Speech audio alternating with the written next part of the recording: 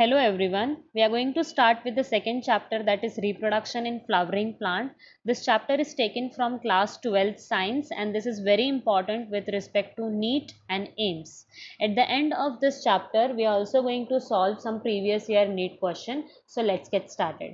If I talk about the sexual reproduction in flowers, flowers are considered to be bisexual and therefore each flower is going to consist of male gamete as well as female gamete.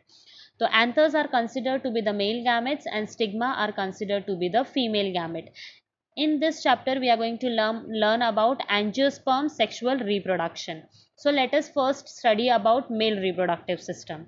So male reproductive system is called to be androecium, or androecium is made up of male reproductive unit, that is stamen. तो ये सारे जो structure है वो है स्टेमन के, और स्टेमन को अगर मैं जूम करूं तो ये कुछ इस तरह से दिखेगा. तो एंड्रोशियम जो है वो स्टेमन से बना हुआ है, यानी कि बहुत सारे स्टेमन्स जो है वो एंड्रोशियम बनाते हैं. और एंड्रोशियम जो है वो दो इसमें डिवाइडेड है. One is anther and the other one is filament. Filament is provided here just for the support, और एंथर जो है वो मेन पार्ट है जिसके अंदर पोलन ग्रेन्स जो है वो डेवलप्ड होने वाले. So if I talk about anther, anther is bilobed. Bilobed का कहने का मतलब है कुछ इस तरह का स्ट्रक्चर होगा, और जो एक मतलब इसके अंदर दो लोब है, एक और दो, इसीलिए हम लोग इसको बायलोब बोलते हैं. If I draw this one lobe is divided into two thecas. Thecas जो होता है वो एक लोब में दो थेकस प्रेजेंट रहेगा. उसी हिसाब से अगर यहाँ पर बायलोब्ड है तो दो लोब्स हो गए और 4 थेकस हो गया इसके अंदर. So if you are going to see here, it is shown that there are 2 lobes, और 2 लोब्स जो है वो 4 थेकस में डिवाइड होंगे. If I am going to cut this anther horizontally, मेरे को कुछ इस तरह से स्ट्रक्चर दिखाई देगा. सो इसके बारे में पढ़ते हैं डिटेल में. उसके पहले मैं ये बता दूं कि एंथर जो है उसके अंदर पोलन ग्रेन्स प्रोड्यूस होते हैं, और ये माइक्रोस्पोरेंजिया क्या है उसके बारे में भी आगे देखते हैं. If I am going to zoom that structure which I have mentioned in the previous slide, it is going to be observed like this. कुछ इस तरह से दिखेगा. और जो ये 4 सर्कल्स हैं इनको हम लोग बोलेंगे माइक्रोस्पोरेंजिया, जिसके बारे में मैंने प्रीवियस स्लाइड में आपको बताया था. माइक्रोस्पोरेंजिया जो है they are situated at the corners of the lobes. हर एक लोब के कॉर्नर में ये सिचुएटेड रहेगा, और हर एक माइक्रोस्पोरेंजिया जो है वो 4 लेयर से बना हुआ रहेगा. मतलब इनके आजू बाजू में 4 लेयर्स रहेंगे. Starting from the first layer that is epidermis. Epidermis का रोल क्या है वो देखते हैं. It is very important for the protection. और सेकेंड जो इसका काम है दैट इज दिहेंसिस. दिहेंस का मतलब क्या होता है, ब्रेक डाउन होना. अब ये ब्रेक डाउन कहाँ पे होगा, तो ये स्ट्रोमियम वाले पार्ट से होगा. जैसे आपको दिख रहा होगा स्ट्रोमियम जो है वहाँ पर कोई भी माइक्रोस्पोरेंजिया प्रेजेंट नहीं है, और इसीलिए यहाँ से ब्रेक डाउन होना इजी है. तो dehiscence is nothing but a break down via which the pollen grains are going to release for pollination. So ये बहुत इंपॉर्टेंट स्टेप है. इसके बाद हम लोग पढ़ेंगे एंडोथेशियम के बारे में. एंडोथेशियम जो है वो बेसिकली एलोंगेटेड सेल से बना हुआ है, और ये बहुत सारे फाइबर से बनता है, और वो फाइबर्स बने हुए हैं अल्फा सेल्यूलोज से. इसके अलावा पिक्टिन और लिग्निन भी है इसके अंदर, but the concentration of pectin and lignin is very less and it is fully made up of alpha cellulose. Now if I talk about middle layer provides nourishment to the pollen grains. टेप्टम की अगर हम लोग बात करें, सो microsporangium का जो exactly बाहर का जो लेयर होता है, जैसे मैंने यहाँ पर माइक्रोस्पोरेंजिया एक बनाया है, उसके बाहर का जो एग्जैक्ट लेयर होगा उसको हम लोग टेप्टम बोलते हैं. And it is multi nucleated, मतलब इसके अंदर बहुत सारे न्यूक्लियस रहेंगे, इसी वजह से इसको मल्टी न्यूक्लिएटेड बोलते हैं. इसके अलावा it is going to provide nourishment to the pollen grains, और ये माइक्रोस्पोरोजेनेसिस के टाइम पर एंजाइम्स एंड हार्मोन्स और अमीनो एसिड जैसे प्रोडक्शन में हेल्प करता है. माइक्रोस्पोरोजेनेसिस क्या है वो देखते हैं. माइक्रोस्पोरोजेनेसिस एक प्रोसेस है जिसमें क्या होगा, जैसे ही एंथर यंग से मेच्योर होने लगेंगे उसके अंदर कुछ टिश्यूज डेवलप्ड होंगे. ये जो टिश्यूज है उनको हम लोग बोलते हैं स्पोरोजेनस टिश्यू. ये स्पोरोजेनस टिश्यू क्या है उसके बारे में पढ़ते हैं. The structure I am drawing here is microsporangia, जो मैंने आपको पहले बताया था कि 4 लोब्स के जो कॉर्नर्स में प्रेजेंट है, दैट इज माइक्रोस्पोरेंजिया, जिसके आजू बाजू में टेप्टम लेयर प्रेजेंट है। एंड ये जो माइक्रोस्पोरेंजिया है, इसके बीच में जो है स्पोरोजेनस टिश्यू होगा, मतलब इधर पूरा स्पोरोजेनस टिश्यू प्रेजेंट है, जो क्या करेगा, इसके अंदर पोलन मदर सेल्स को डेवलप करना शुरू करेगा।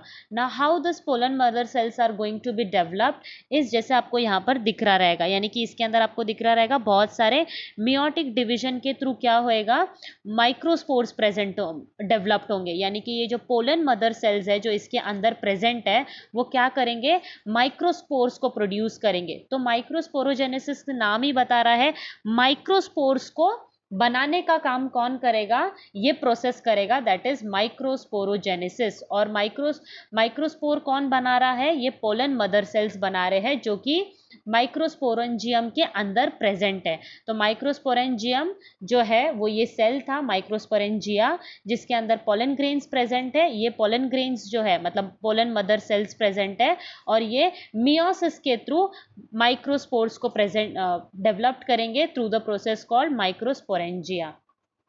So I hope this much is clear to you all. माइक्रोस्पोरोजेंस एक प्रोसेस है जिसमें पोलन मदर सेल्स जो है वो डेवलप्ड हो रहे माइक्रोस्पोर्स में। इसके बाद में हम लोग एक डिटेल पोलन ग्रेन्स की बात करेंगे। जैसे मैंने आपको जो पीछे बताया, माइक्रोस्पोरेंजिया जो था वो जैसे ही मेच्योर हो जाएगा, ये पोलन सैक में डेवलप्ड हो जाएगा, यानी कि जिसके अंदर पोलन ग्रेन्स बनने वाले हैं। और जो माइक्रो स्पोर की हम लोग ने बात की, वो डेवलप्ड होने पर पोलन ग्रेन्स बन जाएंगे। Okay, so I hope this is clear.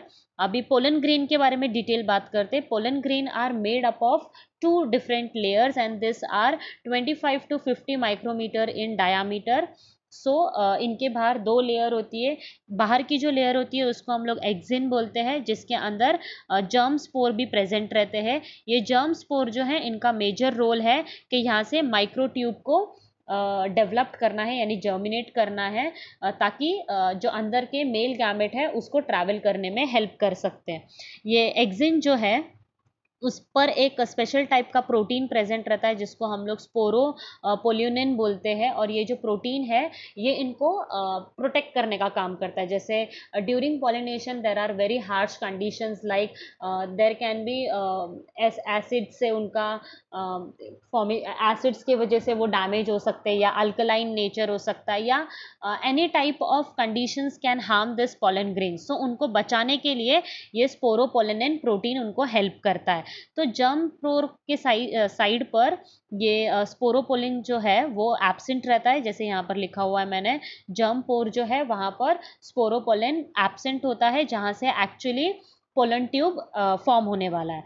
And इसके अंदर क्योंकि 3 जर्म पोर है, इसीलिए हम लोग इसको ट्रिक्लोप्लेट बोल रहे हैं। अगर 2 होता तो डाइक्लोप्लेट बोलते हैं, ओके, या 1 होता तो मोनोक्लोप्लेट बोलते हैं। If I talk about the inner wall, it is known to be intine. Intine जो है वो आगे जाकर ये ट्यूब को फॉर्म करेगा। और इंटिन जो है वो बेसिकली सेल्यूलोज एंड पेक्टिन नाम के फाइबर्स से बना हुआ है, और इंटिन के अंदर का जो लेयर होता है वो प्लाज्मा मेम्ब्रेन बनाता है। So I hope this concept is clear to you all. Now we'll move on to the detailed structure of pollen grain के अंदर का part. Once the pollen grains are mature, they are going to form 2 mature cell inside them, that is vegetative cell and generative cell. Vegetative cell जो होते हैं वो bigger होते हैं, क्योंकि ये cytoplasm से बने हुए होते हैं, और इनके अंदर फूड रिजर्वॉयर, मतलब ये फूड रिजर्वॉयर जैसे काम करते हैं, फूड को प्रोवाइड करते हैं। किसको प्रोवाइड करते हैं? ये जेनरेटिव सेल्स को फूड प्रोवाइड करते हैं, क्योंकि पॉलन ग्रेन्स जब पॉलिनेशन के लिए जाएंगे तो उनको फूड की ज़रूरत पड़ेगी, तो वो ये वेजिटेटिव सेल देगा। So as compare to vegetative cell, generative cells जो होते हैं वो स्मॉलर होते हैं, और वेजिटेटिव सेल जो होते हैं वो इर्रेगुलर शेप के होते हैं विद अ न्यूक्लियस। अगर मैं जेनरेटिव सेल्स की बात करूं तो जेनरेटिव सेल्स जो है वो आगे दो मेल गैमेट्स में डिवाइड हो जाते हैं। सो टू सेल स्टेज मतलब क्या होता है, जब एक पोलन ग्रेन्स के अंदर सिर्फ दो सेल है, जैसे वेजिटेटिव एंड जेनरेटिव, उसको हम लोग टू सेल स्टेज बोलेंगे, जो कि most of the time plants के अंदर देखने मिलता है। मतलब सेल जो है उसके अंदर अभी तक जेनरेटिव जो है वो आगे फर्दर डिवाइड नहीं हुआ है, वैसे कंडीशंस को हम लोग टू सेल स्टेज बोलेंगे।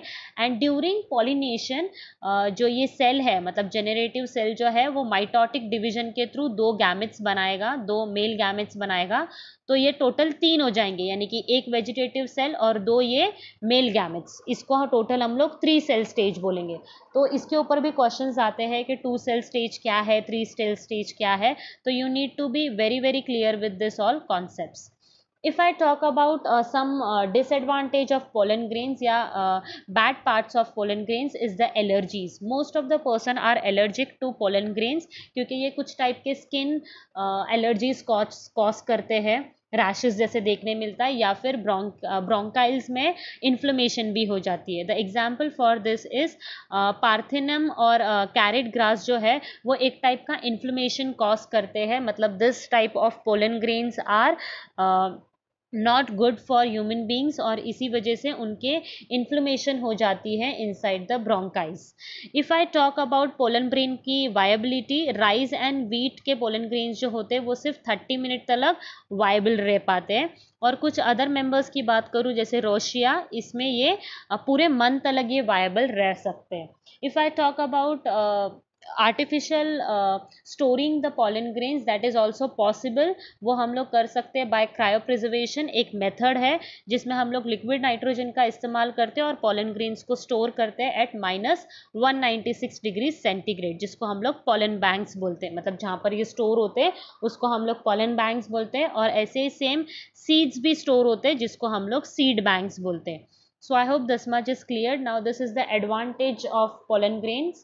Pollen grains को हम लोग for food supplements या nutrients जैसे भी use करते हैं. Many other countries use them for as in syrup और tablets, ताकि परफॉर्मेंस को एनहांस कर सके।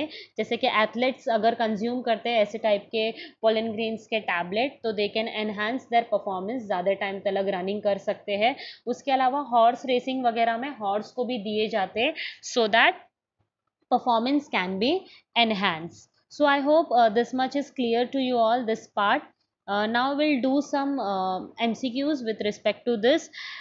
Endothelial cells of anther has fibrous thickening of dash, इसके बारे में मैंने आपको बताया था।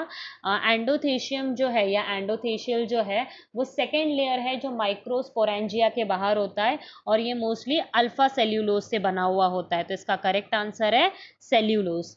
Then the next question is angiosperm anther is dithecous, ये मैंने आपको बताया था पहले ही।